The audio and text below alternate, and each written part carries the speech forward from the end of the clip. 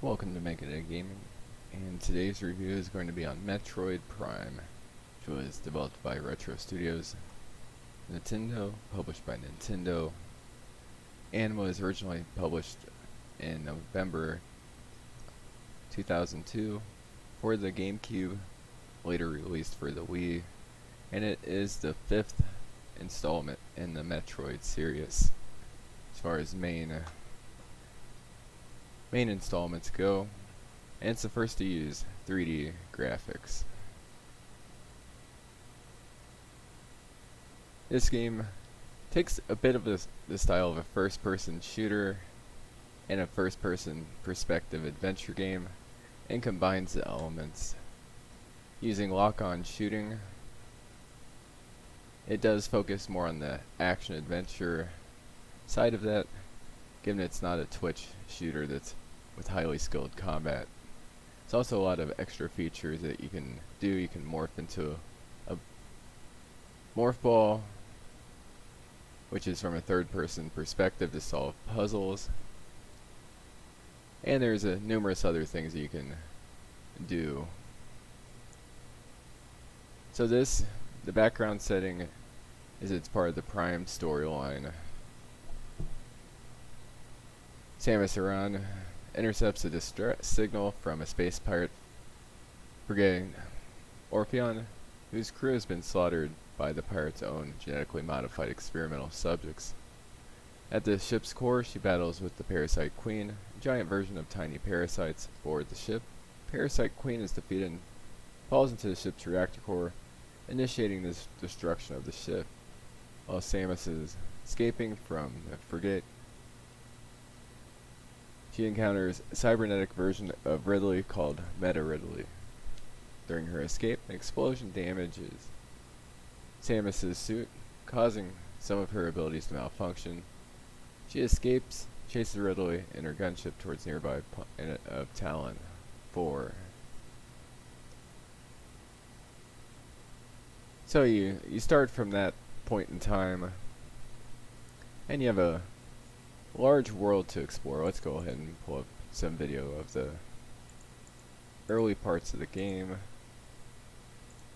This is a game that many thought would be controversial prior to its release, because it's taking what was a side-scrolling puzzle game, well, adventure slash puzzle game, mostly focused on adventure, a lot of environmental puzzles, some action platforming. But it's very much a 2D hybrid style game that is focused on adventure, and putting it in what appeared to be a first-person shooter setting seemed like at first is going to be controversial, given there's been numerous franchises that have been moved into that setting with not a whole lot of success.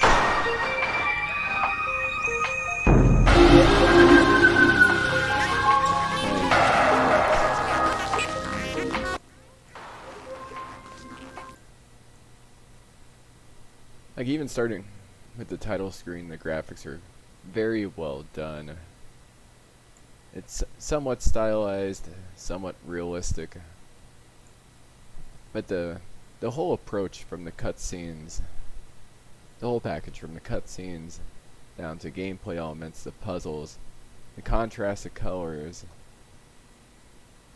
the resolution, the textures, the models, everything in this game is very well done, taking advantage of what the GameCube was capable of without trying to push it so far that there'd be a drop in frame rate. This game was constructed in such a way as to maximize the potential of the GameCube, and I believe from the graphics department it does. The environmental sounds are fitting. The guns seem to have a lot of impact to them, and just normal sound effects throughout the game are fitting. None of them are irritating. The music, when present, is usually ambient music in the background. It does pick up an intensity to help convey tension or help convey whatever emotion, really whatever emotion it's trying to give to the player. And none of the sound and music is bad. All of it's quite good and fitting for the game. Now the gameplay, most lock-on shooters from the first-person perspective end up being too easy, but that's where this game actually does the lock-on shooting quite well, and because it's not focused on being a first-person shooter, it's focused on being an adventure and exploration game. The shooting, while present, isn't the focal point of the game. Had it been, this would have been a very beautiful but lackluster title, but the focus is on exploration, solving puzzles, uncovering mysteries, and advancing the plot.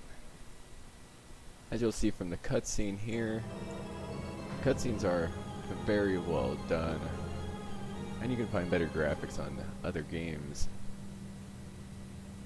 and modern games, but very few games take a graphical style and do it as well as this. Even the interface that's shown as you're navigating as Samus around the world is quite well done. You manage it has just the right amount of being opaque that it doesn't block any of the view, yet it's still visible where you can see what you're doing. And the default controls are mapped quite well too. It starts with a bit of a tutorial type level, which I'm demonstrating here. The bobbing of the weapons, the use of the rumble on, if you have rumble on, is done quite well too. It's not just a silly swaying back and forth of the gun. Helps create the feeling that you're walking around this world. So what you have here is a game that, had it been released earlier in the Nintendo 64 era, I don't think this could have been adequately done on a Nintendo 64. There would have been, first off, it couldn't handle the graphics and sound of this game.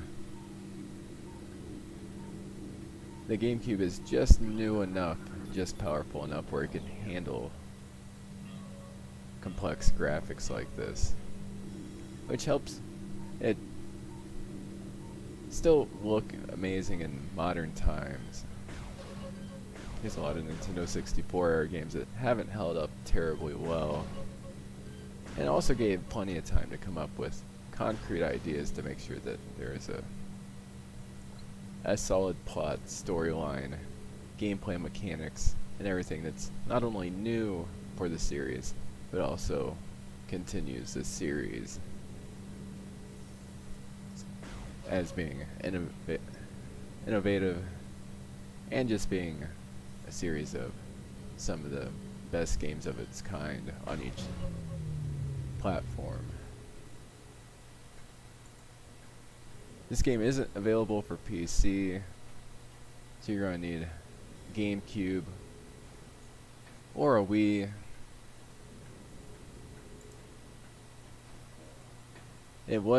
It's available on the Wii U's Nintendo eShop. I'm not sure if you can get on the Switch in some form, but you are locked to some platforms that are not current generation, but you're going at least 1, 2, or 3 generations back to find a console that will run this. It's definitely a game that would be worth buying a GameCube for, just for the purpose of this game. And for the GameCube or Wii version, you can easily find this game for under $20 in box. It's not going to be sealed, but it's definitely a great value for the price. This is one of the most impressive games I've played in quite a while as far as the entire package. Gameplay, the graphical style, sound, everything. The whole package. I can pull individual elements out of other games. There's much better looking games out now with better sound. There's aspects of gameplay for other games that's more interesting. But as far as a complete package, this is one of the best games ever made. And as such, I'm going to put it second on our list, right below Jedi Outcast and right above Return to Castle Wolfenstein. And even though I'm not the biggest fan of the Metroid series, it came very close to getting the top spot. So, hope you enjoyed the review. Please like, subscribe, have a great day.